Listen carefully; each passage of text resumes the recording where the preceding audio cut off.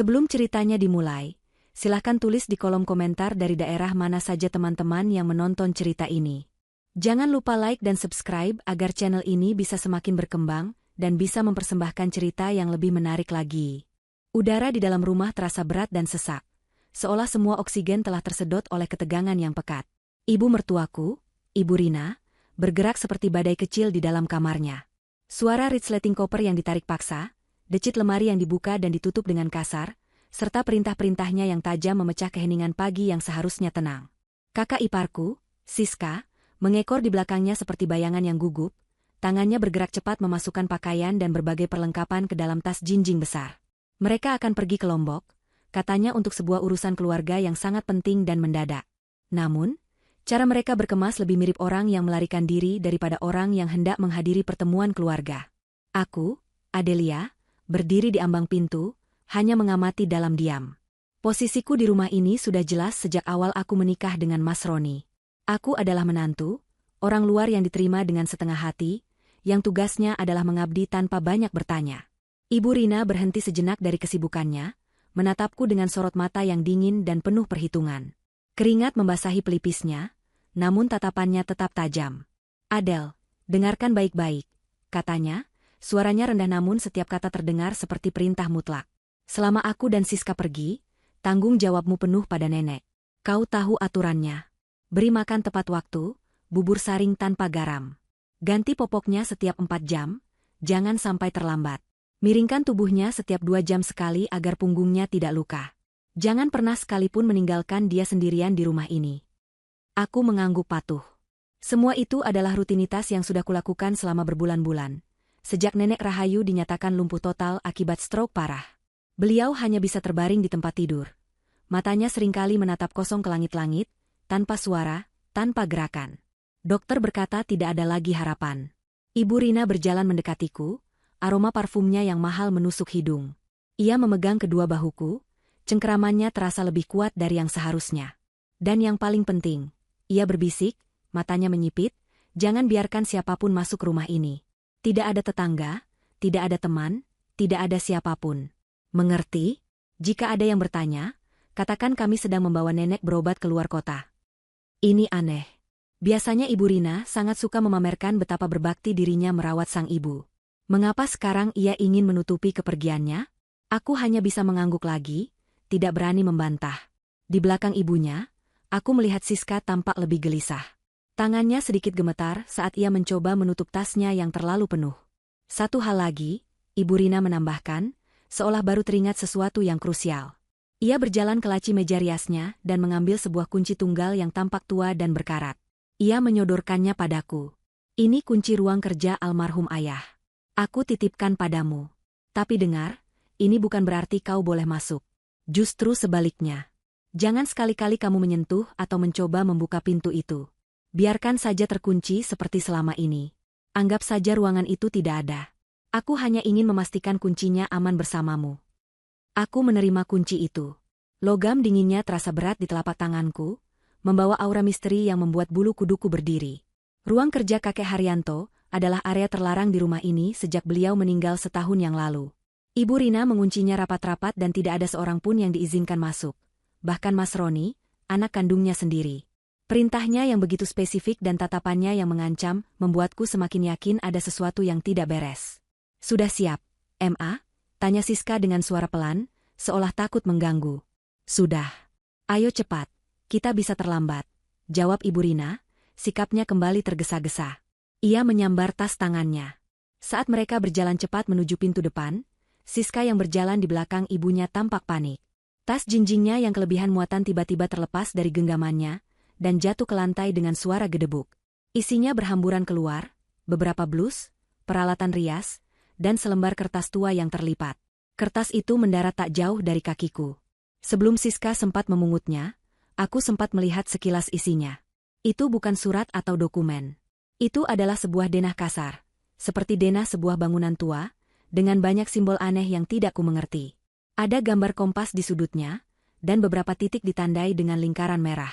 Siska langsung menerkam kertas itu dengan wajah pucat pasi, melirik cemas ke arah ibunya yang berhenti dan menatapnya dengan tajam. "Hati-hati, Siska. Jangan ceroboh. desis Ibu Rina. Maaf, Ma, cicit Siska sambil buru-buru memasukkan kembali semua barangnya ke dalam tas. Insiden kecil itu hanya berlangsung beberapa detik. Namun gambaran denah aneh itu sudah terpatri di benakku. Ibu Rina tidak berkomentar lebih jauh, ia hanya mendengus kesal dan berjalan keluar. Aku mengantar mereka sampai ke teras. Mobil yang akan membawa mereka ke bandara sudah menunggu. Sebelum masuk ke mobil, Ibu Rina sekali lagi menatapku. Ingat semua pesanku, Adele. Jangan buat masalah. Aku mengangguk untuk terakhir kalinya. Mobil itu melaju perlahan, lalu menghilang di tikungan jalan. Aku berdiri di teras selama beberapa menit, merasakan keheningan yang tiba-tiba menyelimuti rumah besar ini. Keheningan itu terasa lebih menakutkan daripada keributan mereka tadi. Aku memegang kunci ruang kerja kakek Haryanto di tanganku. Logam itu terasa semakin dingin. Perjalanan bisnis, urusan keluarga, atau apapun alasan yang mereka berikan, aku tahu itu semua bohong. Mereka sedang mengejar sesuatu. Sesuatu yang berhubungan dengan denah aneh itu, dan mungkin juga dengan ruang kerja terkunci yang kuncinya kini ada di tanganku. Aku menarik napas panjang, mencoba menenangkan jantungku yang berdebar. Tugasku sekarang adalah merawat nenek. Aku berbalik dan masuk ke dalam rumah, menutup pintu di belakangku. Suara kunci yang kuputar di lubangnya terdengar menggema di lorong yang sepi. Aku berjalan menuju kamar nenek Rahayu, kamar yang selalu berbau minyak kayu putih dan obat-obatan. Di sana, di atas ranjang besar, nenek terbaring seperti biasa. Tidak bergerak, tidak bersuara. Aku mendekat untuk memperbaiki selimutnya. Saat itulah aku melihatnya. Dari sudut mata nenek yang terpejam, setetes air mata mengalir perlahan, membasahi pipinya yang keriput. Nenek menangis. Tapi aku tidak tahu, apakah itu tangis kesedihan karena ditinggal pergi, atau tangis ketakutan akan sesuatu yang akan datang. 1 jam telah berlalu sejak kepergian Ibu Rina dan Siska. 1 jam yang terasa seperti kekekalan. Keheningan di rumah ini begitu total, hingga aku bisa mendengar detak jam dinding di ruang tengah, dan napasku sendiri yang terdengar berat. Aku mencoba menyibukkan diri, membersihkan dapur, mencuci piring yang mereka tinggalkan begitu saja, melakukan apa saja untuk mengusir perasaan tidak nyaman yang terus merayap di benakku. Gambaran denah aneh dan tatapan mengancam Ibu Rina terus berputar di kepala. Waktu makan siang nenek tiba. Aku masuk ke dapur untuk menyiapkan bubur saringnya. Tanganku bergerak secara mekanis, menakar beras, menambahkan air, menyalakan kompor. Aku sudah hafal setiap langkahnya di luar kepala. Saat bubur itu matang dan sudah kuhaluskan, aku menaruhnya di mangkuk dan membawanya menuju kamar nenek. Lorong menuju kamarnya terasa lebih panjang dan lebih gelap dari biasanya, meskipun matahari di luar bersinar terik. Aku membuka pintu kamar nenek perlahan. "Nenek, ini waktunya makan siang," kataku dengan suara lembut, sebuah kebiasaan yang terus kulakukan meskipun aku tahu beliau tidak akan merespons. Namun, pemandangan yang menyambutku di dalam kamar membuat mangkuk bubur di tanganku nyaris terlepas. Tempat tidur nenek kosong. Selimutnya tersibak ke satu sisi. Jantungku serasa berhenti berdetak. Kepanikan dingin langsung menjalar ke seluruh tubuhku. Apakah nenek jatuh? Aku melongok ke sisi ranjang, ke kolong tempat tidur. Mataku bergerak liar mencari sosoknya yang rentah. Tidak ada. Kamar mandi juga kosong. Lalu, aku mendengar suara berderit pelan dari sudut ruangan, dekat jendela besar yang menghadap ke taman belakang. Aku menoleh dengan gerakan kaku. Dan di sanalah aku melihatnya. Sosok itu berdiri membelakangiku, menatap keluar jendela. Sosok seorang wanita tua dengan daster batik yang sangat kukenali. Ia berdiri tegak dengan kedua kakinya sendiri. Tangannya yang keriput bertumpu pada bingkai jendela. Napas tertahan di tenggorokanku. Seluruh logikaku menjerit bahwa ini tidak mungkin. Ini adalah nenek Rahayu. Nenek yang menurut dokter sarafnya sudah rusak permanen. Nenek yang selama lebih dari setahun ini hanya bisa terbaring tak berdaya. Aku pasti sedang berhalusinasi. Mungkin aku terlalu lelah, terlalu stres. Aku mengerjapkan mata beberapa kali, berharap bayangan itu akan hilang. Tapi ia tetap di sana.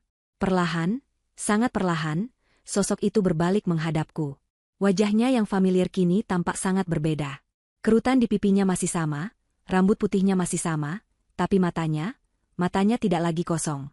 Mata itu jernih, tajam, dan penuh dengan kesadaran yang dalam. Ada kecerdasan dan kekuatan di sana yang belum pernah kulihat sebelumnya. Mangkuk di tanganku bergetar hebat. Aku mundur selangkah, punggungku menabrak dinding. Otakku tidak mampu memproses apa yang kulihat. "Jangan takut, Adelia," kata nenek. Suaranya adalah kejutan kedua yang menghantamku. Suara itu tidak serak atau terbata-bata seperti orang yang lama tidak bicara. Suara itu jelas, tenang, dan penuh wibawa. Suara yang sama sekali tidak cocok dengan citra wanita sakit dan tak berdaya yang selama ini kutahu. Nenek? Hanya itu kata yang berhasil keluar dari bibirku, terdengar seperti bisikan parau. Nenek Rahayu mengangguk pelan. Ia berjalan mendekatiku, langkahnya sedikit kaku namun mantap. Ia mengambil mangkuk bubur dari tanganku yang gemetar dan meletakkannya di atas meja nakas. Aku tidak butuh ini, katanya. Lalu, ia menatap lurus ke mataku. Tatapannya begitu intens hingga aku merasa ia bisa melihat sampai ke dasar jiwaku. Duduklah, Adele. Ada banyak hal yang harus kita bicarakan. Waktu kita tidak banyak. Aku menuruti perintahnya tanpa berpikir, duduk di tepi ranjang yang masih terasa hangat. Dunia di sekelilingku terasa berputar. Nenek duduk di kursi di hadapanku. Keheningan menyelimuti kami sejenak sebelum ia kembali bicara. Aku tahu kau pasti bingung dan takut. Tapi semua yang kau lihat ini nyata. Aku tidak lumpuh. Aku tidak pernah benar-benar sakit separah yang mereka katakan. Ia menarik napas dalam-dalam, seolah hendak mengangkat beban berat dari dadanya. Perjalanan Ibu Rina dan Siska ke Lombok itu bohong. Mereka bukan pergi untuk urusan keluarga. Mereka pergi mencari bagian terakhir dari sebuah teka-teki. Teka-teki yang ditinggalkan oleh suamiku, Haryanto. Aku hanya bisa diam, mendengarkan setiap katanya dengan napas tertahan. Hartaku, atau lebih tepatnya harta warisan dari suamiku, jumlahnya sangat besar. Sekitar 50 miliar. Haryanto tahu betul sifat anak kami satu-satunya, Ibu Rina. Dia tahu keserakahannya tidak ada batasnya. Sebelum meninggal, suamiku melakukan sesuatu yang sangat cerdas. Dia mengamankan seluruh asetnya, menguncinya di suatu tempat yang hanya bisa diakses melalui serangkaian petunjuk yang rumit. Mata nenek menerawang, menatap ke masa lalu. Lalu, suamiku meninggal. Mereka bilang itu serangan jantung biasa. Tapi aku tahu tidak. Aku melihat bagaimana Ibu Rina mengganti obatnya. Aku mendengar bisik-bisiknya dengan Siska. Tapi aku tidak punya bukti. Aku hanya seorang wanita tua yang perkataannya tidak akan dipercaya siapapun. Setelah Haryanto tiada, keserakahan Ibu Rina semakin menjadi-jadi. Dia mulai menekan dan mengancamku untuk memberitahukan di mana harta itu berada. Saat aku menolak, dia mulai melakukan hal-hal yang lebih kejam. Nenek berhenti sejenak, matanya berkaca-kaca. Aku sadar, jika aku terus melawannya secara terbuka, nyawaku akan terancam. Jadi, aku melakukan satu-satunya hal yang bisa kulakukan untuk bertahan hidup. Aku membuat diriku terlihat lemah, tidak berdaya, tidak berguna. Aku berpura-pura terkena stroke. Dengan menjadi lumpuh dan bisu, aku tidak lagi dianggap sebagai ancaman. Aku hanya menjadi beban yang harus mereka rawat. Dan dari tempat tidur ini, aku bisa mengamati mereka, mendengarkan rencana-rencana mereka, tanpa mereka curiga sedikitpun. Aku menatapnya dengan takjub bercampur ngeri. Sandiwara ini berlangsung selama lebih dari setahun. Kekuatan mental seperti apa yang dibutuhkan untuk melakukan hal itu? Aku memilih untuk percaya padamu, Adelia, lanjut nenek, suaranya membawaku kembali ke masa kini. Selama berbulan-bulan aku mengamatimu. Kau merawatku dengan tulus. Tidak seperti anak dan cucuku yang melakukannya dengan penuh keterpaksaan. Aku melihat kebaikan di hatimu. Aku melihat kau juga menderita di bawah tekanan Ibu Rina. Kita berada di pihak yang sama. Ia kemudian berdiri dan berjalan menuju lemari pakaiannya. Dari tumpukan kain paling bawah, ia mengeluarkan sebuah buku tua yang sampulnya sudah usang. Buku itu adalah buku panduan permainan catur. Ia kembali duduk di hadapanku dan membuka buku itu. Di halaman pertama, ada sebuah tulisan tangan yang sudah memudar milik kakek Haryanto. Mereka pergi ke Lombok karena mereka berhasil memecahkan petunjuk sebelumnya, yang mengarahkan mereka pada seorang mantan rekan bisnis Haryanto. Mereka berharap orang itu akan memberikan petunjuk terakhir. Tapi mereka tidak akan berhasil. Karena petunjuk yang sesungguhnya tidak ada di sana, kata nenek sambil menunjuk ke arah buku di tangannya. Ini adalah langkah pertama dari permainan yang sebenarnya. Sebuah permainan yang ditinggalkan suamiku untukku, dan sekarang, untuk kita. Waktu mereka pergi adalah kesempatan satu-satunya bagi kita untuk menemukan harta itu terlebih dahulu. Karena jika mereka kembali dan berhasil mendapatkannya, mereka tidak akan ragu untuk menyingkirkanku dan mungkin juga kau, satu-satunya saksi. Nenek menutup buku itu dan meletakkannya di atas pangkuanku. Aku butuh bantuanmu, Adelia. Aku butuh mata, tangan, dan kakimu. Maukah kau membantuku menyelesaikan permainan catur terakhir dari suamiku?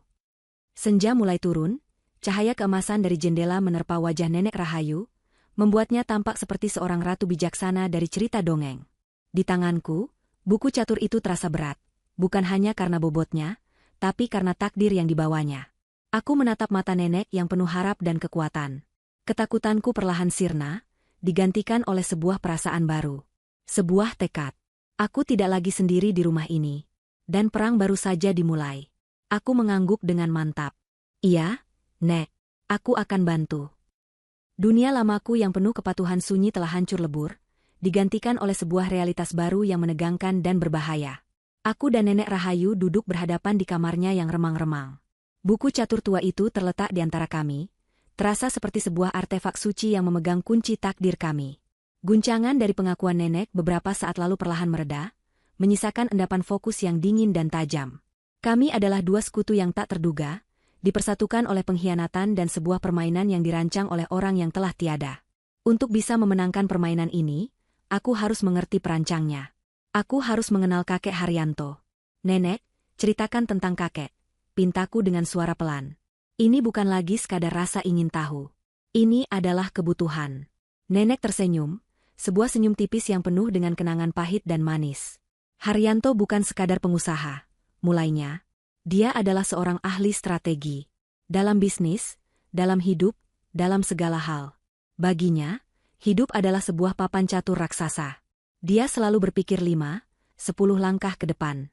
Dia sangat teliti, teratur, dan memiliki intuisi yang luar biasa tajam.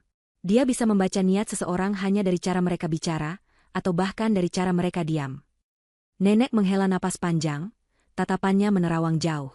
Dia jugalah yang pertama kali melihat kegelapan di dalam hati Ibu Rina, anak kami satu-satunya. Awalnya aku tidak percaya. Aku buta oleh cinta seorang ibu. Bagiku, Ibu Rina adalah putri kecilku. Tapi Haryanto melihatnya. Dia melihat bagaimana mata Ibu Rina berbinar bukan saat melihat kami, tapi saat melihat perhiasan baru atau mobil mewah. Dia melihat bagaimana Ibu Rina mulai memanipulasi orang-orang di sekitarnya untuk mendapatkan apa yang dia mau, bahkan sejak remaja. Aku mendengarkan dalam diam, mencoba menyusun kepingan-kepingan gambar dari keluarga ini. Mas Roni, suamiku, sama sekali tidak seperti itu. Dia baik, tulus, mungkin sedikit terlalu naif dan selalu berpikir positif tentang ibu dan kakaknya. Mungkin sifatnya lebih menurun dari kakek Haryanto, sebuah ironi yang menyakitkan. Keserakahan Ibu Rina menjadi semakin tak terkendali setelah dia menikah, lanjut nenek. Suaminya, Ayah Siska, adalah pria yang sama ambisiusnya. Mereka berdua melihat kami bukan sebagai orang tua, tapi sebagai brankas berjalan. Haryanto mencoba membimbing mereka, memberi mereka modal usaha, menasihati mereka. Tapi itu tidak pernah cukup. Mereka selalu ingin lebih. Saat itulah suamiku mulai menyusun rencananya. Dia berkata padaku, Rahayu, harta ini adalah buah kerja kerasku seumur hidup. Aku tidak akan membiarkannya menjadi racun yang menghancurkan generasi setelah kita. Harta ini harus jatuh ke tangan yang bisa menjaganya, bukan menghabiskannya. Disinilah letak kecerdasan kakek Haryanto yang sesungguhnya. Nenek menjelaskan bahwa uang 50 miliar itu bukanlah uang tunai yang tersimpan di satu rekening. Kakek telah melikuidasi sebagian besar saham dan propertinya secara diam-diam beberapa tahun sebelum meninggal. Ia mengubahnya menjadi portofolio aset yang sangat sulit dilacak. Ada emas batangan yang disimpan di beberapa fasilitas penyimpanan aman di kota yang berbeda, ada berlian langka, ada obligasi tanpa nama atau bearer bonds yang siapapun yang memegangnya bisa mencairkannya, dan yang paling rumit, ada sebuah dompet digital berisi aset kripto yang nilainya terus bertambah, diamankan oleh serangkaian kata sandi yang mustahil ditembus. Jadi, yang kita cari bukanlah nomor rekening. Kataku, mulai mengerti. Kita mencari kunci dari semua itu. Lokasi, kode, kata sandi, dan mungkin benda fisik. Tepat, nenek mengangguk. Matanya menatapku dengan apresiasi. Haryanto menyebar semua kunci itu. Dia menciptakan sebuah jalur teka-teki. Dia percaya, hanya orang yang memiliki ketulusan dan kecerdasan yang setara dengannya yang bisa menyelesaikannya. Permainan ini dia rancang untukku. Sebagai cara kami untuk tetap bermain catur, bahkan setelah dia tiada. Lalu, wajah nenek berubah muram. Tapi aku tidak menyangka permainannya harus kumulai secepat ini. Suatu malam, Haryanto mengeluh dadanya sesak. Itu bukan hal baru, jantungnya memang sedikit lemah. Tapi malam itu berbeda. Aku melihat Ibu Rina memberinya obat sebelum tidur. Aku tidak menaruh curiga. Pagi harinya, Haryanto sudah tiada. Suara nenek bergetar, menahan isak tangis yang tak kunjung keluar setelah setahun lamanya. Dokter yang dipanggil Ibu Rina adalah temannya. Dia langsung menyatakan penyebabnya serangan jantung masif. Ibu Rina menolak mentah-mentah permintaanku untuk otopsi, dengan alasan ingin jenazah ayahnya segera dimakamkan dengan tenang. Dia bahkan mengatur kremasi dengan begitu cepat. Saat itu aku sadar. Aku telah kehilangan suamiku karena keserakahan anakku sendiri. Sejak saat itu, aku tahu aku adalah target berikutnya. Cerita nenek membuat darahku terasa dingin. Kejahatan Ibu Rina jauh lebih mengerikan dari yang kubayangkan. Ini bukan lagi soal uang, ini soal nyawa. Tekadku untuk membantu nenek semakin membara menjadi api yang kokoh. Kami harus menang. Baiklah, Nek, kataku, suaraku terdengar lebih mantap dari yang kuduga. Mari kita mulai permainannya. Kami membuka kembali buku catur itu. Di halaman pertama, di bawah nama kakek Haryanto, tertulis kalimat teka-teki itu. Kami membacanya berulang kali, mencoba meresapi setiap kata. Ratu adalah yang terkuat, namun raja hanya bergerak selangkah demi selangkah. Kemenangan ada di langkah kuda yang tak terduga. Ratu adalah yang terkuat, nenek bergumam. Suamiku selalu memanggilku ratunya. Mungkin ini merujuk padaku. Masuk akal, sahutku. Dan raja, kakek Haryanto. Meskipun beliau sudah tiada, pengaruhnya masih ada, tapi terbatas, hanya menuntun kita selangkah demi selangkah melalui petunjuk ini. Kami terdiam, memikirkan bagian terakhir yang paling penting. Kemenangan ada di langkah kuda yang tak terduga. Langkah kuda. Aku mengulang kata itu. Di papan catur, kuda bergerak membentuk huruf L. 2 kotak lurus, lalu 1 kotak ke samping. Atau 1 kotak lurus, lalu 2 kotak ke samping. Gerakannya unik, bisa melompati bidak lain. Tak terduga. Huruf L, kataku pada nenek. Mungkin ini bukan kiasan. Mungkin ini benar-benar petunjuk harfiah. Kita harus mencari sesuatu di rumah ini yang berhubungan dengan langkah kuda atau bentuk L. Nenek menatapku, matanya berbinar. Sepertinya ia tidak pernah memikirkan kemungkinan itu. Selama ini mungkin ia terlalu fokus pada makna filosofisnya. Kau benar, Adel. Haryanto suka teka-teki yang terlihat rumit padahal jawabannya sederhana dan ada di depan mata. Langkah kuda, di mana kita bisa menemukannya di rumah ini? Kami mulai berpikir keras. Kami mencoba membayangkan denah rumah. Lorong-lorongnya, posisi setiap ruangan. Apakah ada sesuatu yang membentuk huruf L? Ada banyak, tapi tidak ada yang terasa istimewa. Lalu, sebuah ide terlintas di benakku. Nek, di mana tempat favorit kakek di rumah ini? Tempat di mana beliau paling banyak menghabiskan waktunya, selain ruang kerja. Nenek berpikir sejenak. Perpustakaan pribadinya, jawabnya tanpa ragu. Dia bisa menghabiskan waktu berjam-jam di sana, membaca buku-buku strateginya. Dia menyebut ruangan itu sebagai pusat komandonya. Pusat komando, aku mengulang.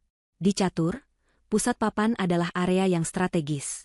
Bagaimana jika titik awal langkah kuda itu ada di perpustakaan? Sebuah energi baru menjalari kami berdua. Rasanya kami telah menemukan seutas benang pertama dalam gulungan misteri yang kusut ini. Kami tidak tahu apa yang akan kami temukan di sana. Mungkin sebuah buku, sebuah tanda, atau mungkin tidak ada apa-apa. Tapi ini adalah langkah pertama kami. Sebuah langkah kuda yang berani, melompat ke dalam wilayah yang tidak diketahui. Kami harus bergerak cepat. Sebelum Ibu Rina dan Siska kembali, kami harus masuk ke pusat komando sang raja. Keputusan telah dibuat. Perpustakaan pribadi kakek Haryanto adalah tujuan kami. Jantungku berdebar kencang, campuran antara antisipasi dan rasa takut. Rumah yang selama ini terasa seperti penjara, kini berubah menjadi papan catur raksasa. Aku dan Nenek Rahayu adalah pemainnya, dan setiap langkah kami harus diperhitungkan dengan cermat. Kami tidak punya banyak waktu. Ibu Rina bisa saja menelepon, atau lebih buruk lagi, pulang lebih awal jika urusan mereka di Lombok tidak berjalan lancar. Kita harus bergerak sekarang, Nek, bisikku. Nenek mengangguk, wajahnya tampak tegar.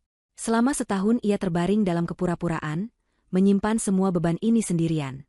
Kini, dengan adanya seorang sekutu, aku bisa melihat semangat juang di matanya kembali menyala. Ia bangkit dari kursi, gerakannya masih sedikit kaku namun penuh tujuan. Kami keluar dari kamarnya, bergerak sepelan mungkin. Setiap derit lantai kayu di bawah kaki kami terdengar seperti teriakan di tengah keheningan. Insting kami yang telah terlatih untuk selalu waspada di bawah pengawasan Ibu Rina kini menjadi aset berharga. Perpustakaan kakek Haryanto terletak di ujung lorong lantai 2, agak terpisah dari ruangan lainnya. Pintunya terbuat dari kayu jati solid yang berat. Aku memutar knopnya perlahan dan mendorongnya.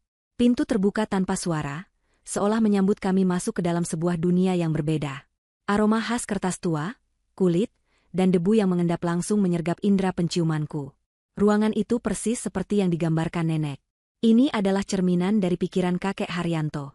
Teratur, elegan, dan penuh dengan pengetahuan. Rak-rak buku yang menjulang tinggi hingga ke langit-langit memenuhi 3 sisi dinding, diisi dengan ratusan buku bersampul tebal. Buku-buku tentang sejarah dunia, biografi para pemimpin besar, teori ekonomi, dan tentu saja, puluhan buku tentang strategi catur.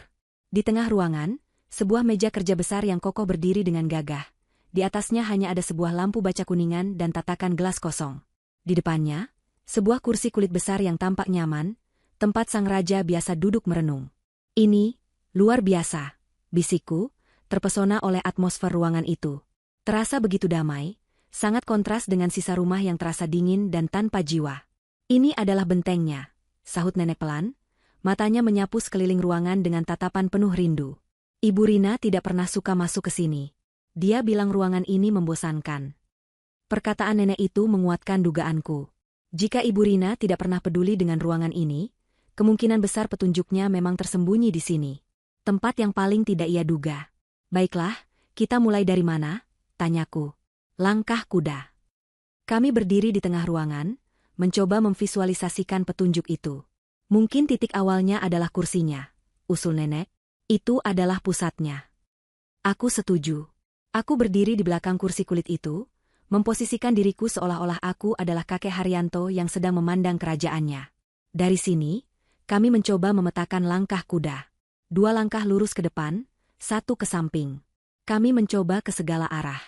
Langkah itu membawa kami ke berbagai rak buku yang berbeda, tapi tidak ada yang tampak istimewa. Semua buku tersusun rapi berdasarkan abjad penulisnya. Kami mencoba lagi.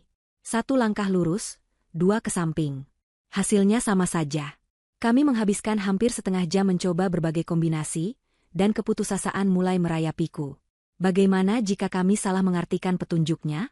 Tunggu sebentar, Adele, kata nenek tiba-tiba. Ia berjalan mendekati salah satu rak di sisi kanan ruangan, rak yang berisi koleksi buku-buku fiksi klasik. Ia menyipitkan matanya. Lihat ini. Aku mendekat dan melihat apa yang nenek tunjuk. Di antara deretan buku yang tersusun rapi, ada satu buku yang posisinya sedikit aneh. Judulnya, The Count of Monte Cristo. Buku itu tidak menjorok keluar atau miring, tapi warnanya sedikit lebih pudar di bagian punggungnya dibandingkan buku-buku di sekitarnya, seolah-olah sering sekali disentuh atau ditarik keluar. Ini adalah cerita favoritnya, kata nenek. Cerita tentang balas dendam yang direncanakan dengan sangat teliti. Dia sering membacakannya untukku. Intuisiku mengatakan ini adalah titik awal yang kami cari. Bukan kursi kakek, tapi buku favoritnya. Buku yang melambangkan semangatnya. Oke, kataku, jantungku mulai berdebar lagi. Mari kita coba langkah kuda dari sini. Aku menempatkan jariku di buku itu. Dari sana, kami mulai menghitung. Kami tidak lagi menghitung langkah kaki, tapi menghitung buku. 2 buku ke atas, lalu 1 buku ke kanan. Aku menarik buku yang menjadi titik akhir langkah kuda itu. Judulnya, Meditations, oleh Marcus Aurelius. Aku membukanya, membolak-balik halamannya dengan cepat. Kosong. Tidak ada catatan, tidak ada lipatan. Kami tidak menyerah. Kami mencoba variasi langkah kuda yang lain. 2 buku ke kanan, 1 ke atas. 1 buku ke bawah, 2 ke kiri. Kami mencoba setiap kemungkinan, menarik keluar belasan buku. Semuanya bersih, tidak ada tanda apapun. Rasa frustrasi kembali membayang. Saat aku hendak mengembalikan salah satu buku ke raknya, mataku menangkap sesuatu. Dinding di belakang buku-buku itu. Dindingnya dilapisi panel kayu yang sama dengan seluruh ruangan. Tapi di satu bagian kecil, tepat di belakang tempat kami menarik salah satu buku, ada goresan tipis yang membentuk pola aneh. Pola itu tampak seperti sambungan panel yang sangat halus. Nek, lihat, bisikku penuh semangat. Kami mengeluarkan beberapa buku di sekitar area itu. Dan di sanalah, terlihat dengan jelas. Sebuah panel kayu persegi yang garis sambungannya nyaris tidak terlihat. Tidak ada gagang, tidak ada lubang kunci. Aku mencoba menekannya. Panel itu bergeming. Aku mencoba menggesernya. Tetap tidak bergerak. Bagaimana cara membukanya? Kami kembali terdiam, otak kami bekerja keras. Lalu nenek menatap kembali kerak buku di hadapan kami, kemudian menatap panel tersembunyi itu. Haryanto tidak akan membuat sesuatu tanpa alasan, gumamnya. Ia kembali menatap buku, The Count of Monte Cristo, yang menjadi titik awal kami, lalu ke posisi panel tersembunyi itu. Adele, coba kau ketuk panel itu dengan lembut. Meskipun bingung, aku menuruti kata-katanya. Aku mengetuk panel itu dengan buku jariku. To, to, to. Terdengar suara kayu solid. Lalu nenek tersenyum. Sekarang, coba ketuk dengan ritme lagu pembuka dari kotak musik kesayangannya. Aku teringat pada kotak musik yang diceritakan nenek, yang biasa dimainkan kakek. Ritmenya sederhana. 3 ketukan cepat, jeda, lalu 2 ketukan lambat. Tea-tea-tea, ta-a, ta. Dengan ragu, aku mengetuk panel tersembunyi itu menggunakan ritme tersebut. Tea-tea-tea. Jeda. Ta-a, ta-a. Tiba-tiba, terdengar suara klik yang sangat pelan dari dalam dinding. Panel kayu itu bergerak sedikit ke dalam, menciptakan celah kecil. Jantungku serasa melompat ke tenggorokan. Berhasil. Kami berhasil. Dengan tangan gemetar, aku menarik panel itu. Di baliknya, tersembunyi dalam ceruk dinding yang gelap, ada sebuah brankas baja berukuran kecil. Brankas itu modern, kontras dengan perpustakaan yang klasik. Dan yang paling mengejutkan adalah tidak ada tombol angka atau kunci putar di permukaannya. Sebagai gantinya, ada sebuah layar sentuh kecil yang menampilkan gambar papan catur. Kami telah menemukan harta karun pertama kami, hanya untuk dihadapkan pada teka-teki berikutnya yang lebih rumit. Bagaimana cara kami membukanya? Kata sandinya jelas bukan angka. Kata sandinya adalah sebuah gerakan catur. Tapi gerakan yang mana? Dari jutaan kemungkinan yang ada. Nenek Rahayu menatap papan catur elektronik itu dengan tatapan yang dalam. Aku melihat ia tidak panik. Sebaliknya, ia tampak tenggelam dalam sebuah kenangan yang sangat spesifik. Aku tahu, bisiknya setelah hening yang terasa panjang. Aku tahu gerakannya. Ini adalah permainan terakhir kami. Malam sebelum dia meninggal. Nenek mulai menceritakan tentang malam itu. Mereka bermain catur di teras belakang, di bawah cahaya bulan. Permainan itu berlangsung sengit. Seperti biasanya. Posisi nenek saat itu sudah di atas angin. Ia yakin akan menang. Namun, di saat-saat terakhir, Haryanto melakukan sebuah langkah yang benar-benar tak terduga. Sebuah pengorbanan menteri yang membuka jalan bagi kudanya untuk melakukan skakmat pada raja. Langkah yang brilian, puitis, dan sama sekali tidak terpikirkan oleh nenek. Dia tersenyum saat melakukannya. Kenang nenek, suaranya bergetar. Dia bilang, terkadang, kau harus mengorbankan bidak terkuatmu untuk meraih kemenangan yang sejati, ratuku. Saat itu, nenek mengira suaminya hanya bicara soal permainan catur. Kini ia mengerti. Kakek Haryanto sedang memberinya pesan terakhir. Dia adalah menteri yang dikorbankan, demi kemenangan nenek, sang ratu. Adele, kata nenek, matanya kembali fokus menatapku, berkilat dengan keyakinan. Sentuh kotak G4. Aku mencari koordinat itu di papan catur digital. G4. Lokasi kuda putih. Sekarang, lanjut nenek. Pindahkan ke F6. Dengan tangan yang sedikit gemetar karena tegang, aku menyentuh kotak F6. Gerakan kuda putih dari G4 ke F6. Gerakan skakmat. Untuk sesaat, tidak ada yang terjadi. Layar itu tetap menyala. Apakah kami salah? Apakah ingatan nenek keliru? Aku menahan napas. Lalu, terdengar suara klik mekanis yang keras dan tegas dari dalam brankas. Layar papan catur itu meredup, dan pintu baja kecil itu bergerak membuka dengan sendirinya, sangat perlahan. Pintu brankas yang terbuka menampakkan sebuah rongga gelap yang seolah menelan semua cahaya di sekitarnya. Untuk beberapa saat, kami hanya bisa berdiri mematung. Napas kami tertahan di dada. Keberhasilan membuka kunci yang mustahil ini terasa begitu besar, begitu nyata, hingga kami hampir takut untuk melihat apa yang ada di dalamnya. Ini adalah pesan pertama dari kakek Haryanto dari balik kubur, sebuah validasi bahwa kami berada di jalan yang benar. Dengan jantung yang masih berdebar kencang, aku memberanikan diri mendekat dan melongok ke dalam. Rongga itu tidak dalam. Dan isinya sama sekali bukan seperti yang kubayangkan. Tidak ada tumpukan uang, tidak ada batangan emas yang berkilauan, tidak ada bundel dokumen penting. Rasa kecewa yang singkat sempat menjalari diriku sebelum aku menyadari betapa naifnya pemikiran itu. Tentu saja kakek Haryanto tidak akan membuat teka-teki serumit ini, hanya untuk menyimpan hartanya di brankas pertama. Ini adalah sebuah langkah dalam permainan, bukan garis finish. Di dalam brankas itu hanya ada dua benda. Yang pertama adalah sebuah kotak musik persegi yang terbuat dari kayu gelap yang tampak sangat tua. Permukaannya dihiasi ukiran tangan yang sangat halus dan rumit, bukan ukiran bunga atau pemandangan, melainkan ukiran bidak-bidak catur yang sedang berada di tengah pertempuran sengit. Benda kedua adalah selembar foto hitam putih yang sudah agak menguning di bagian tepinya. Aku mengambilnya dengan hati-hati. Foto itu menampilkan sosok nenek Rahayu saat masih muda, mungkin berusia awal 20-an. Di foto itu, ia sedang duduk di depan sebuah piano besar, kepalanya sedikit menoleh ke arah kamera, tertawa lepas dengan tulus. Matanya berbinar penuh kebahagiaan dan cinta. Aku menyerahkan foto itu pada nenek. Jari-jarinya yang keriput gemetar saat menerima dan membelai gambar dirinya dari masa lalu. Ini hari ulang tahunku yang ke-21. Bisiknya, suaranya syarat dengan emosi. Haryanto baru saja melamarku pagi itu. Dia mengambil foto ini diam-diam saat aku sedang memainkan lagu kesukaannya. Melihat tatapan nenek, aku mengerti.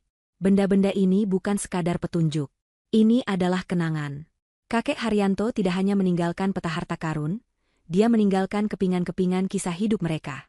Ini membuat permainan catur Anumerta ini terasa jauh lebih personal dan mendalam.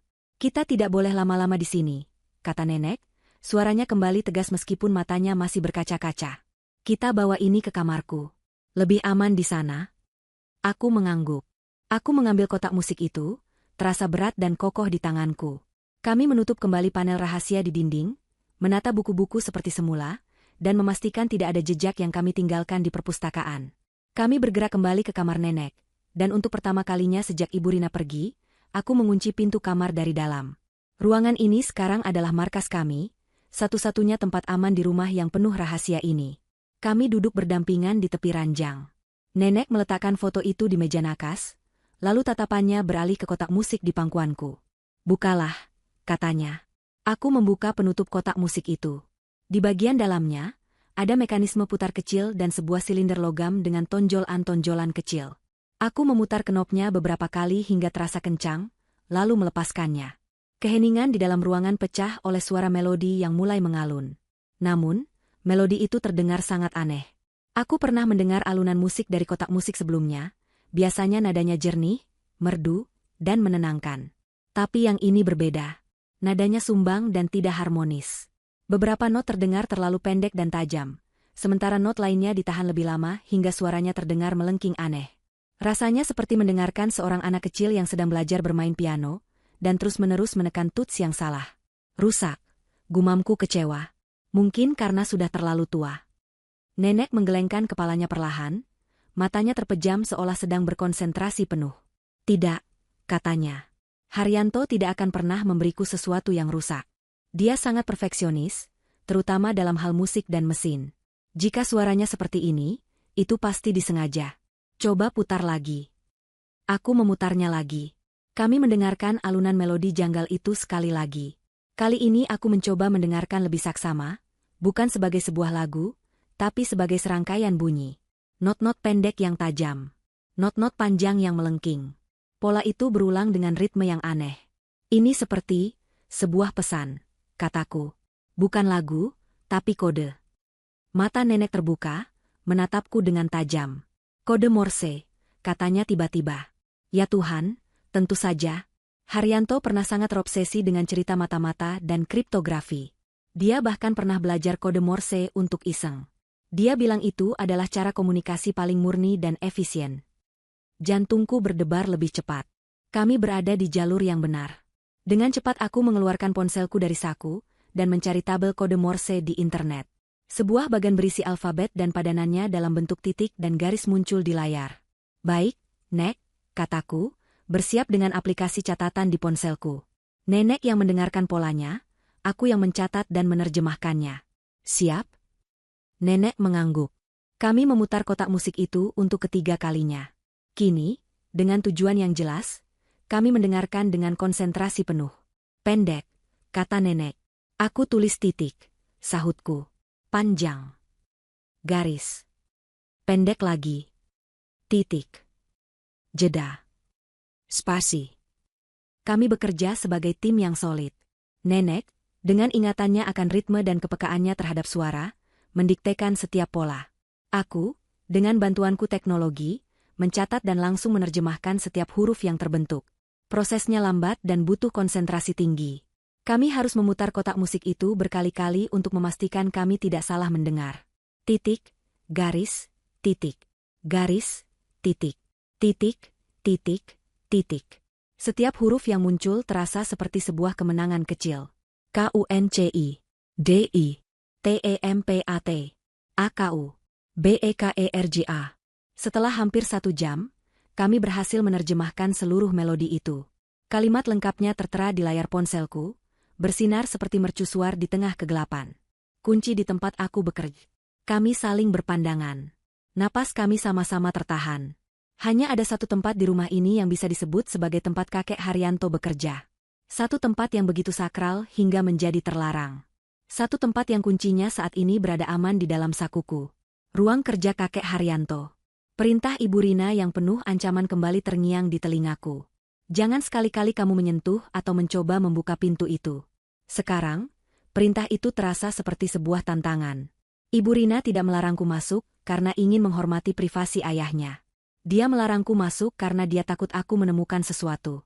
Mungkin dia sendiri sudah pernah mencoba mencari di sana dan gagal. Kami tahu apa yang harus kami lakukan selanjutnya. Kami harus masuk ke dalam sarang singa itu. Risiko ketahuan sangat besar, tapi hadiahnya bisa jadi adalah segalanya. Saat kami berdua berdiri, siap untuk melancarkan langkah kami berikutnya, tiba-tiba ponselku yang tergeletak di tempat tidur bergetar. Sebuah notifikasi pesan masuk menyala di layarnya. Aku mengambilnya, melihat nama pengirimnya membuat perutku terasa melilit. Pesan itu dari Siska. Dengan tangan gemetar, aku membuka pesan itu. Isinya singkat, tapi cukup untuk membuat darahku terasa membeku. Nenek baik-baik aja kan? Ibu mimpi buruk soal rumah. Pesan singkat dari Siska terasa seperti seember air es yang disiramkan ke atas kepala kami. Kami membeku di tempat, saling menatap dengan mata terbelalak. Ruangan yang tadinya terasa seperti markas yang aman, kini mendadak terasa sesak dan penuh ancaman. Mimpi buruk? Apakah itu hanya kebetulan yang aneh? Atau semacam peringatan terselubung? Imajinasi liarku mulai bekerja, membayangkan ada kamera tersembunyi yang tidak kami ketahui, atau Ibu Rina memiliki cara lain untuk mengawasi kami dari jauh. Dia mencoba membuat kita panik, kata Nenek Rahayu, memecah keheningan yang mencekam. Suaranya terdengar tenang, tapi aku bisa melihat buku-buku jarinya memutih saat ia mengepalkan tangannya. Ibu Rina tahu betul bagaimana cara bermain dengan pikiran orang. Dia mungkin tidak tahu apa yang sedang kita lakukan, tapi intuisinya yang licik mungkin merasakan ada sesuatu yang berbeda. Dia mengirim pesan itu melalui Siska untuk menggoyahkan kita, membuat kita ragu-ragu dan melakukan kesalahan. Perkataan nenek masuk akal. Ibu Rina adalah seorang manipulator ulung. Jika kami menunjukkan rasa takut atau berhenti sekarang, itu justru akan mengkonfirmasi kecurigaannya. Justru sebaliknya, lanjut nenek, matanya berkilat dengan api perlawanan. Pesan ini bukan pertanda untuk berhenti. Ini adalah pertanda bahwa kita harus bergerak lebih cepat. Ayo, Adel. Kita masuk ke ruang kerja itu sekarang, sebelum mereka punya kesempatan untuk benar-benar curiga dan memutuskan untuk pulang. Tekad nenek menular padaku, mengusir rasa takut yang tadi sempat melumpuhkanku. Aku mengangguk setuju. Aku mengambil kunci tua dari sakuku. Kami tidak lagi berjalan mengendap-endap. Kami berjalan dengan langkah pasti menuju pintu ruang kerja kakek Haryanto di ujung lorong. Setiap langkah terasa seperti sebuah pernyataan, sebuah deklarasi perang tanpa suara. Berdiri di depan pintu kayu jati yang kokoh itu, aku merasakan jantungku berdegup kencang. Ini adalah titik di mana tidak ada lagi jalan untuk kembali. Dengan tangan yang kuusahakan agar tidak gemetar, aku memasukkan kunci ke lubangnya. Terdengar suara logam beradu yang kering. Aku memutar kunci itu. Sebuah bunyi klik yang berat dan solid terdengar, seolah membuka sebuah segel dari masa lalu. Aku menarik napas dalam-dalam, lalu mendorong pintu itu. Pintu berderit pelan saat terbuka, menampakkan sebuah ruangan yang seolah membeku dalam waktu. Aroma khas kayu tua, kertas, dan sedikit aroma tembakau pipa yang samar langsung menyambut kami. Ruangan itu remang-remang, hanya diterangi oleh cahaya sore yang menerobos masuk melalui celah-celah tirai jendela yang tertutup rapat. Lapisan debu tipis menyelimuti setiap permukaan, berkilauan di pendar cahaya, membuktikan bahwa ruangan ini memang sudah lama tak tersentuh. Berbeda dengan perpustakaan yang terasa hangat dan hidup, ruangan ini terasa lebih formal dan khusyuk, hampir seperti sebuah kuil pribadi. Dindingnya tidak dipenuhi rak buku, hanya ada beberapa rak berisi buku-buku referensi tebal. Di salah satu dinding tergantung sebuah lukisan pemandangan alam yang besar namun tampak biasa saja. Fokus utama ruangan ini adalah sebuah meja kerja dari kayu mahoni yang besar dan mengkilap. Meja itu tampak kosong dan rapi secara supernatural.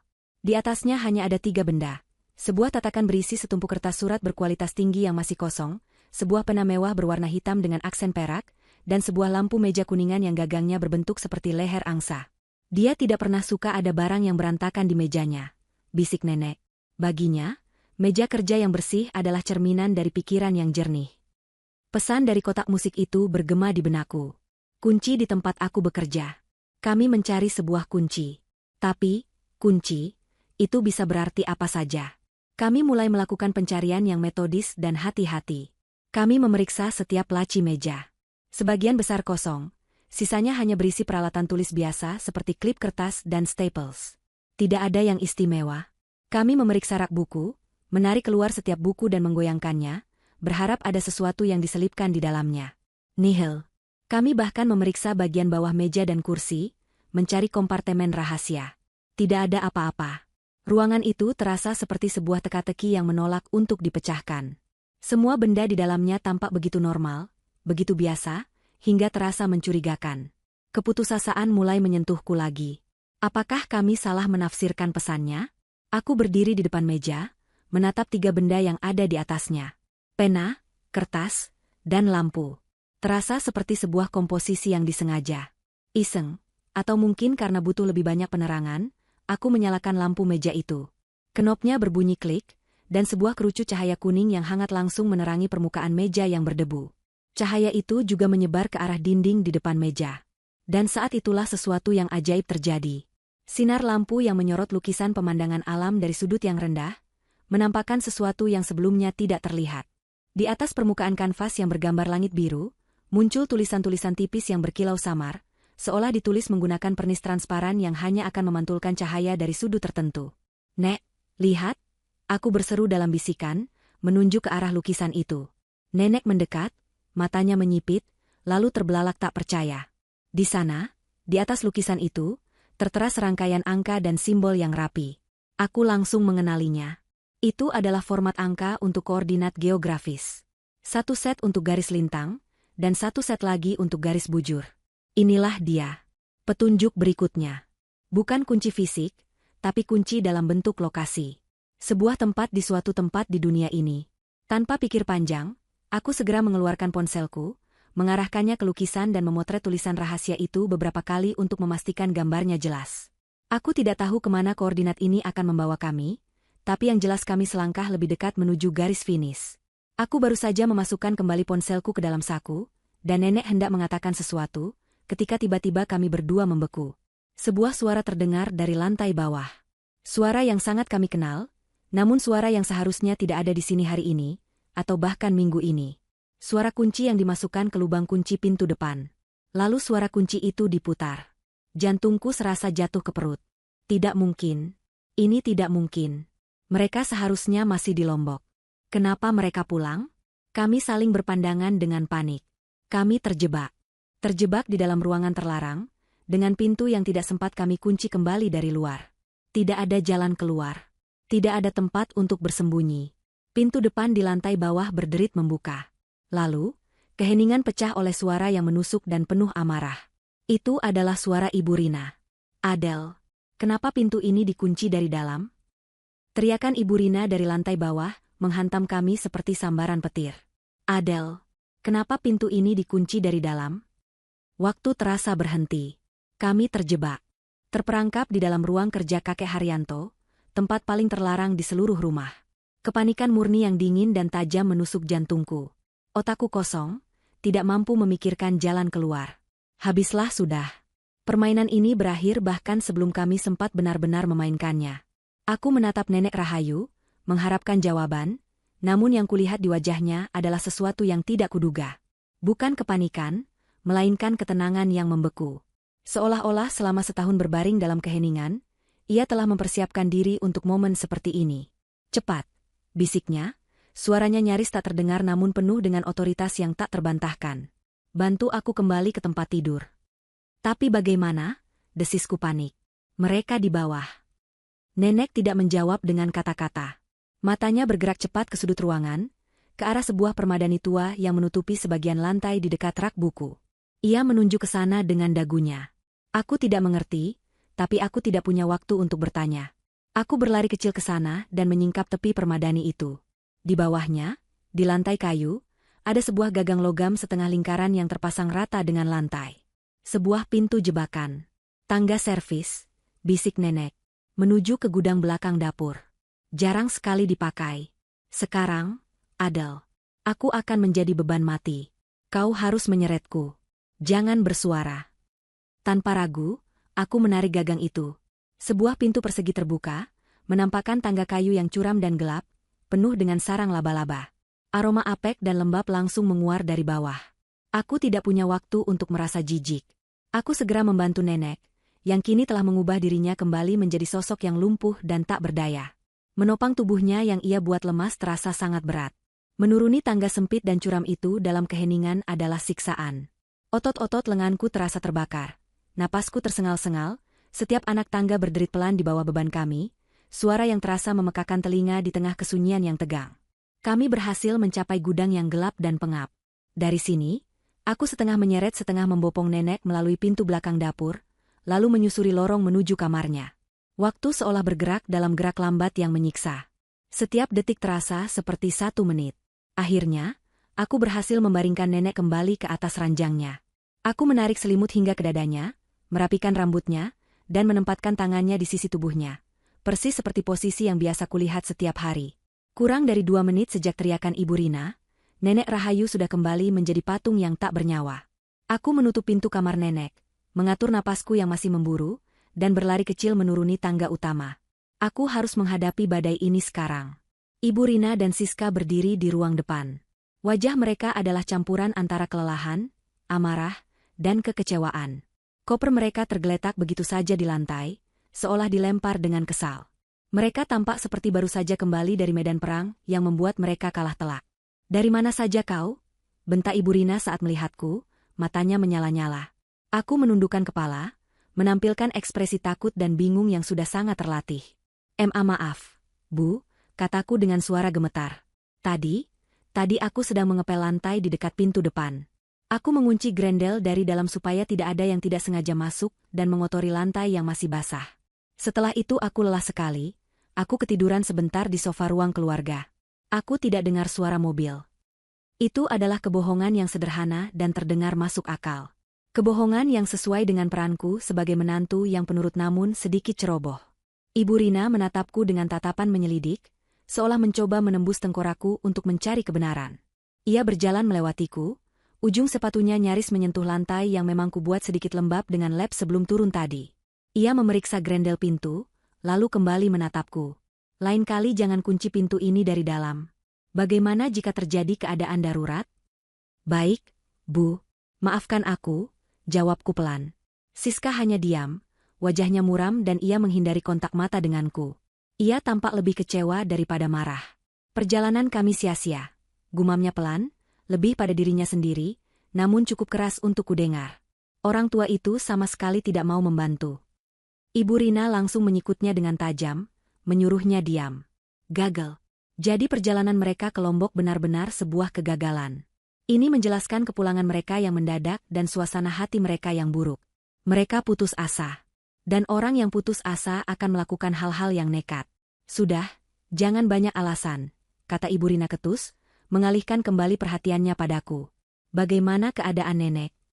"Seperti biasa, Bu. Tidak ada perubahan," jawabku, menjaga suaraku tetap datar.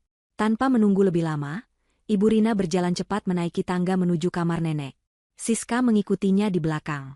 Aku mengekor dengan perasaan cemas yang luar biasa. Apakah nenek baik-baik saja? Apakah aktingnya cukup meyakinkan? Apakah kami meninggalkan jejak yang mencurigakan? Ibu Rina membuka pintu kamar nenek dengan kasar. Ia berjalan ke sisi ranjang dan menatap ibunya yang terbaring diam. Ia menatapnya bukan dengan tatapan kasih sayang seorang anak, melainkan dengan tatapan seorang penambang yang frustrasi melihat bongkahan batu yang menolak untuk menyerahkan emas di dalamnya. Ia mengamati nenek selama beberapa saat, lalu memeriksa popoknya dengan gerakan kasar, seolah sedang memeriksa barang, bukan manusia. Nenek tidak bergerak sedikit pun. Pernapasannya teratur dan pelan. Ia adalah gambaran sempurna dari seorang pasien yang pasrah pada takdirnya. Ibu Rina tampak sedikit lebih tenang, yakin bahwa tidak ada yang berubah. Ia berbalik, menatap Siska, lalu tatapannya beralih padaku. Sebuah ide baru yang mengerikan tampak berkelebat di matanya yang dingin. Senyum sinis yang tipis tersungging di bibirnya. "Kau tahu, Adele," katanya dengan suara pelan yang terdengar lebih mengancam daripada teriakannya tadi. "Selama ini kita mungkin terlalu baik, terlalu lembut. Mungkin yang dibutuhkan ibuku ini bukan perawatan, tapi sebuah motivasi untuk sadar dari sandiwaranya. Sepertinya kita harus mengubah cara kita bermain." Ancaman Ibu Rina yang terselubung itu menggantung di udara kamar nenek yang pengap, terasa lebih menyesakan daripada bau obat-obatan. Motivasi. Aku tahu persis apa arti kata itu dari mulutnya. Itu adalah kata lain untuk kekejaman. Babak baru yang mengerikan di rumah ini akan segera dimulai, dan aku merasa ngeri membayangkan apa yang akan terjadi. Hatiku mencelos memikirkan Nenek Rahayu, yang harus menahan semua ini dalam diam dan kepura-puraan. Keesokan harinya, terapi motivasi ala Ibu Rina dimulai. Ini adalah perang psikologis yang brutal. Pagi-pagi sekali, Ibu Rina dan Siska masuk ke kamar nenek dengan suara keras, sengaja membanting pintu. Mereka tidak lagi berbicara dengan suara pelan di dekat nenek. Sebaliknya, mereka berbicara dengan suara lantang, membahas hal-hal yang mereka tahu akan menyakiti hatinya. "Siska, ibu sudah bicara dengan agen properti kemarin," kata Ibu Rina keras-keras sambil berdiri di samping ranjang nenek. "Katanya rumah ini bisa laku mahal sekali. Setelah nenek kita pindahkan ke panti, kita bisa jual rumah ini dan pergi keliling dunia." "Panti yang mana, Bu?" Siska menimpali, memainkan perannya dengan baik. "Yang penting jangan yang mahal-mahal. Cari saja panti jompo bersubsidi yang letaknya jauh di pelosok desa. Lebih hemat." Aku yang sedang menyiapkan sarapan di dapur bisa mendengar setiap kata-kata mereka. Tanganku gemetar karena marah. Mereka membicarakan masa depan nenek seolah akan nenek adalah perabotan tua yang hendak dibuang. Aku hanya bisa berharap nenek cukup kuat untuk menahan semua ini. Siksaan itu tidak berhenti di situ. Saat waktunya mengganti posisi tubuh nenek, mereka melakukannya dengan kasar, tanpa kelembutan sedikit pun. Mereka akan, tidak sengaja, menyenggol meja nakas hingga vas bunga hampir jatuh, menciptakan suara gaduh yang mengejutkan. Semua itu adalah upaya keji untuk memancing reaksi. Mereka ingin mematahkan semangat nenek, membuatnya putus asa, berharap tekanan batin itu akan membuatnya menyerah atau bahkan benar-benar jatuh sakit. Menyaksikan semua ini adalah sebuah siksaan bagiku. Aku harus memasang wajah pasrah dan patuh. Sementara di dalam hatiku ingin sekali aku berteriak dan melawan mereka. Tapi aku tahu, aku tidak bisa. Aku harus tetap tenang demi rencana kami. Aku harus memainkan peranku sama baiknya dengan nenek memainkan perannya. Di tengah kekacauan ini, kami harus mencari cara untuk bergerak maju. Satu-satunya waktu kami bisa bicara adalah larut malam, saat Ibu Rina dan Siska sudah tertidur lelap. Aku akan menyelinap ke kamar nenek, dan kami akan berbisik di dalam gelap. Pertemuan rahasia kami singkat dan penuh risiko. "Kita harus segera mencari tahu arti koordinat itu," bisik nenek pada suatu malam, suaranya terdengar lelah namun tetap tegar. Mereka semakin nekat. Kita kehabisan waktu. Keesokan harinya, aku mendapatkan kesempatan. Ibu Rina menyuruhku pergi ke pasar untuk membeli beberapa bahan makanan yang habis.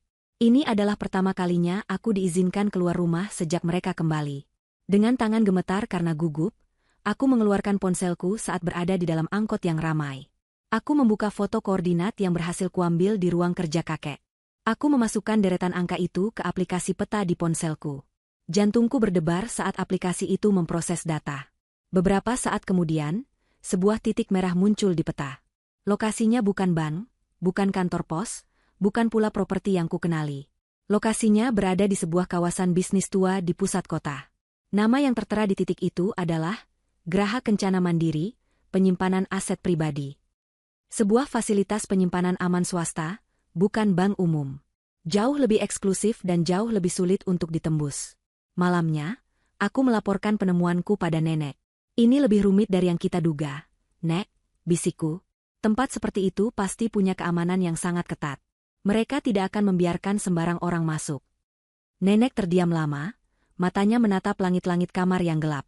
Roda-roda strategi berputar di dalam kepalanya yang cerdas. Haryanto pasti sudah mengantisipasi ini, katanya akhirnya. Dia tidak akan membuat rintangan yang tidak bisa kita lewati. Kunci untuk masuk pasti ada pada kita. Kita hanya belum menemukannya. Kami tahu apa yang harus kami lakukan. Aku harus pergi ke tempat itu. Tapi bagaimana caranya? Sejak kembali, Ibu Rina mengawasiku seperti elang. Pergi ke pasar adalah sebuah anomali. Aku tidak akan mendapatkan kesempatan kedua semudah itu. Kita perlu pengalih perhatian, kata nenek. Sesuatu yang cukup besar untuk membuat Ibu Rina terpaksa melepaskan pengawasannya padamu, walau hanya sebentar. Saat itulah kami menyusun sebuah rencana yang nekat. Sebuah sandiwara di dalam sandiwara. Pagi berikutnya, aku memulai aktingku. Saat sedang menyajikan teh untuk Ibu Rina, aku sengaja meringis sambil memegangi perutku. Ibu Rina menatapku dengan curiga. Aku mengabaikannya dan kembali ke dapur. Beberapa saat kemudian, aku kembali ke ruang keluarga, kali ini dengan langkah yang sedikit membungkuk. Kau kenapa? Tanya Ibu Rina ketus. Tidak apa-apa, Bu. Hanya sedikit kram perut, jawabku dengan suara lemah. Sepanjang pagi itu, aku terus membangun aktingku. Aku akan sering-sering ke kamar mandi. Aku akan menolak sarapan dengan alasan mual. Wajahku kupoles sedikit pucat. Puncaknya adalah saat siang hari, aku sengaja menjatuhkan piring di dapur dan terduduk lemas di lantai sambil mengerang kesakitan. Ibu Rina dan Siska datang dengan panik bercampur kesal. Ada apa lagi ini? Bentak Ibu Rina. Perutku, sakit sekali, Bu. Rasanya seperti diremas-remas. Keluhku, memaksakan air mata keluar. Ibu Rina menatapku dengan curiga, tapi aktingku pasti cukup meyakinkan. Wajahnya menunjukkan dilema. Di satu sisi, ia tidak percaya padaku. Di sisi lain, ia tidak mau repot merawat satu orang sakit lagi di rumah ini. Dasar merepotkan, gerutunya. Setelah berdebat singkat dengan Siska, ia akhirnya membuat keputusan. Ia melempar beberapa lembar uang ratusan ribu ke arahku. Ini, pergi ke apotek terdekat. Beli obat sakit perut yang paling manjur. Jangan lama-lama. 1 jam. Jika dalam 1 jam kau belum kembali, aku akan menyusulmu. Inilah yang kami tunggu. Sebuah jendela waktu. 1 jam. 60 menit untuk menentukan nasib kami. Aku mengangguk lemah, mengucapkan terima kasih, dan berjalan keluar rumah dengan langkah yang kubuat tertatih-tatih. Namun begitu gerbang rumah tertutup di belakangku dan aku sudah berada di tikungan jalan, aku langsung berlari secepat yang kubisa menuju pangkalan ojek. Jantungku berdebar seperti genderang perang. Aku menyebutkan alamat Geraha Kencana Mandiri pada pengemudi ojek. Waktu permainanku telah dimulai. Seluruh rencana besar kami, seluruh harapan nenek, kini bergantung pada apa yang bisa kulakukan dalam 1 jam ke depan. Balapan melawan waktu baru saja dimulai. Perjalanan menuju Geraha Kencana Mandiri adalah sebuah siksaan menegangkan. Setiap lampu merah terasa seperti penghalang takdir. Setiap kemacetan singkat terasa seperti konspirasi alam semesta untuk membuatnya gagal. Aku terus-menerus melirik jam di ponselku, melihat menit-menit berharga berlalu tanpa ampun. 1 jam. Waktu yang diberikan Ibu Rina terasa seperti hukuman mati yang semakin mendekat. Pengemudi ojek seolah merasakan urgensiku, membelah kepadatan lalu lintas sore hari dengan keahlian yang membuatku memejamkan mata sambil berdoa. Akhirnya, setelah perjalanan yang terasa seperti selamanya, kami tiba. Geraha Kencana Mandiri berdiri menjulang di hadapanku, sebuah benteng modern yang terbuat dari kaca gelap dan baja poles. Fasadnya yang dingin dan tanpa emosi seolah berteriak, eksklusivitas dan keamanan tingkat tinggi. Ini bukan tempat yang bisa kau masuki begitu saja. Lobi utamanya luas dan senyap, lantainya terbuat dari marmer mengkilap yang memantulkan bayangan setiap orang yang bergerak. Seorang resepsionis wanita yang tampak profesional duduk di belakang meja besar, dan 2 petugas keamanan berbadan tegap berdiri mengapit pintu masuk utama, mata mereka mengamati setiap orang dengan waspada.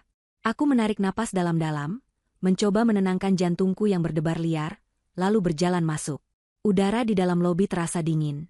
Aku berjalan menuju meja resepsionis, sadar sepenuhnya bahwa penampilanku, sedikit berkeringat, napas terengah-engah, dan mengenakan pakaian rumah yang sederhana, sangat kontras dengan kemewahan di sekelilingku. Selamat sore, ada yang bisa saya bantu? Sapa resepsionis itu dengan senyum sopan namun menjaga jarak. Sore, Mbak, kataku, mencoba membuat suaraku terdengar lebih percaya diri dari yang kurasakan. Saya ada urusan dengan penyimpanan aset atas nama Haryanto. Senyum sang resepsionis sedikit memudar, digantikan oleh ekspresi profesional yang datar. Baik, Ibu. Apakah Ibu memiliki kartu akses atau sudah membuat janji temu sebelumnya? Tentu saja aku tidak punya keduanya. Tidak ada, jawabku jujur.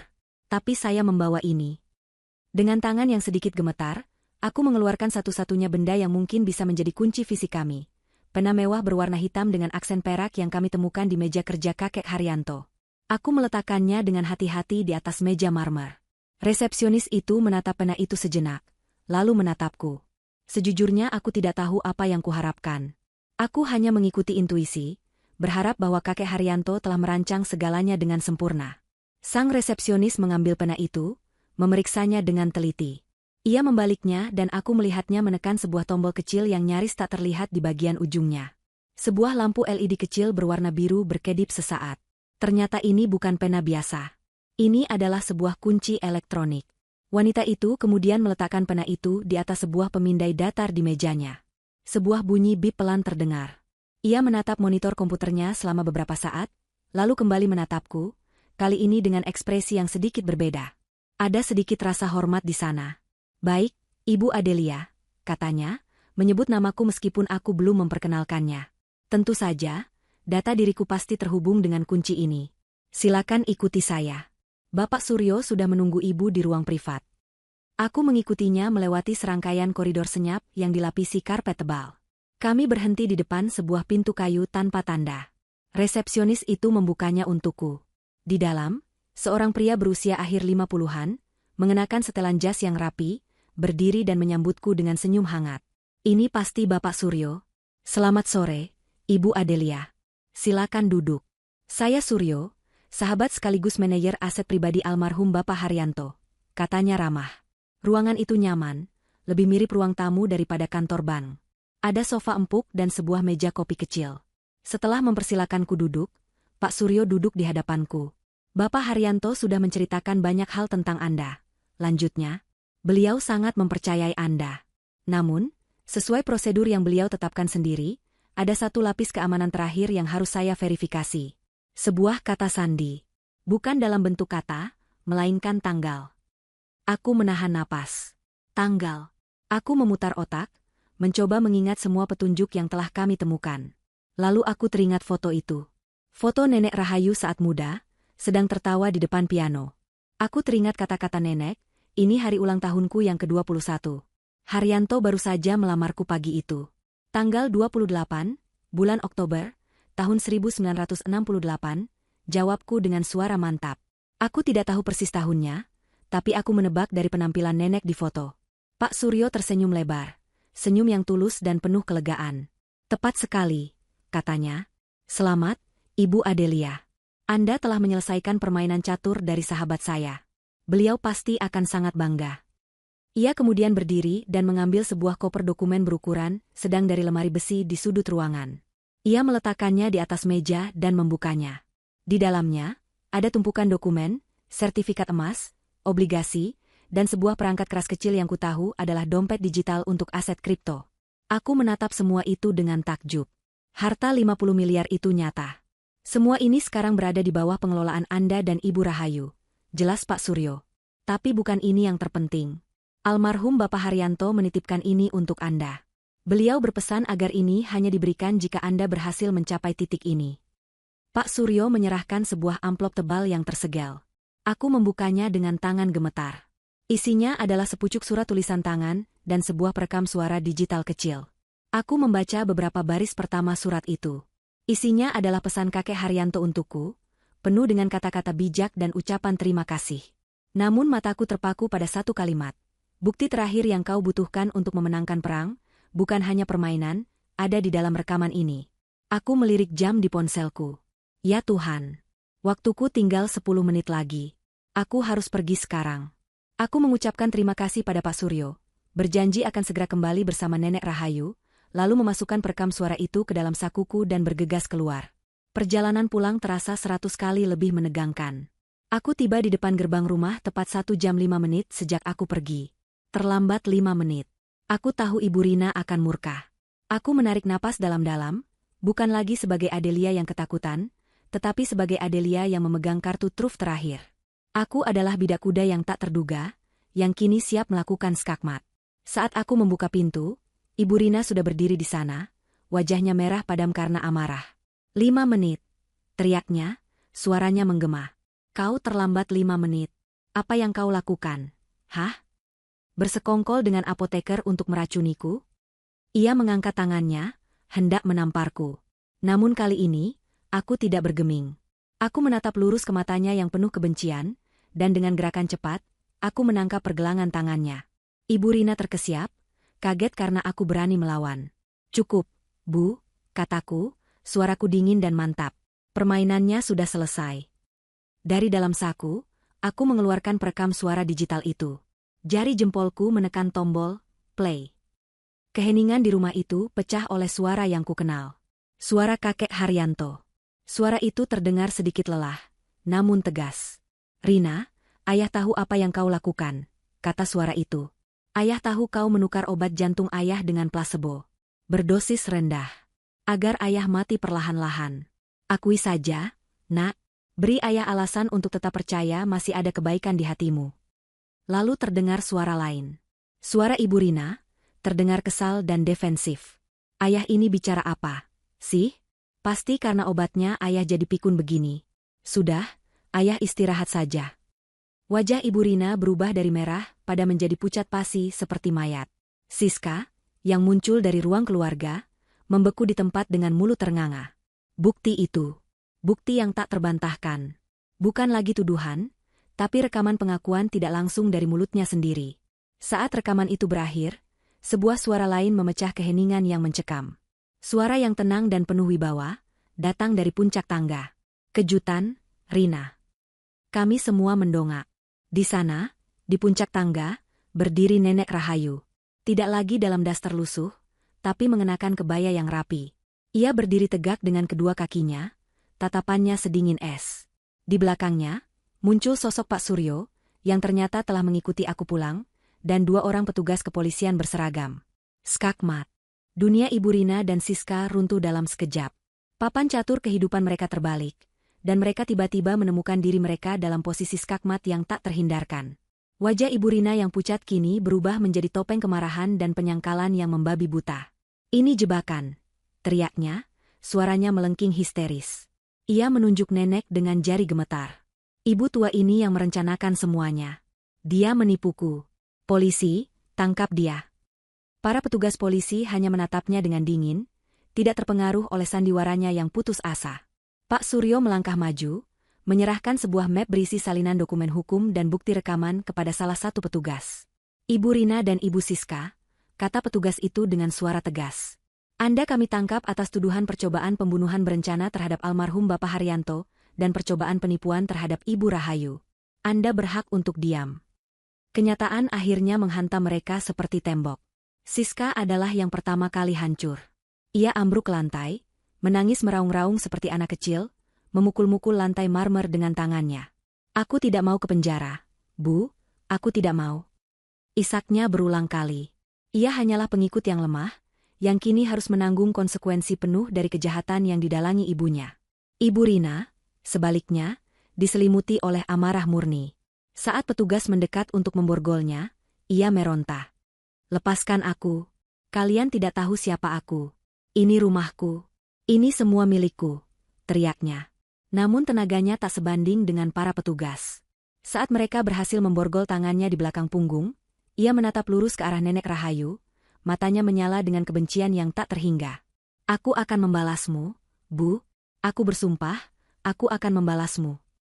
Nenek Rahayu hanya menatapnya dengan ekspresi sedih. Kau sudah menghancurkan dirimu sendiri sejak lama, Rina, katanya pelan. Aku hanya menyalakan lampu agar kau bisa melihat kehancuranmu dengan jelas. Mereka berdua digiring keluar dari rumah, meninggalkan keheningan yang pekat dan berat di belakang mereka. Pintu depan ditutup, seolah menutup sebuah babak yang kelam dalam sejarah keluarga ini. Aku menghela napas panjang, napas pertama yang terasa benar-benar lega setelah sekian lama. Aku menatap nenek, dan ia balas menatapku sambil tersenyum tipis. Kami berhasil. Beberapa jam kemudian, setelah polisi dan Pak Suryo pergi, suasana di rumah mulai terasa berbeda. Udara yang tadinya berat kini terasa ringan.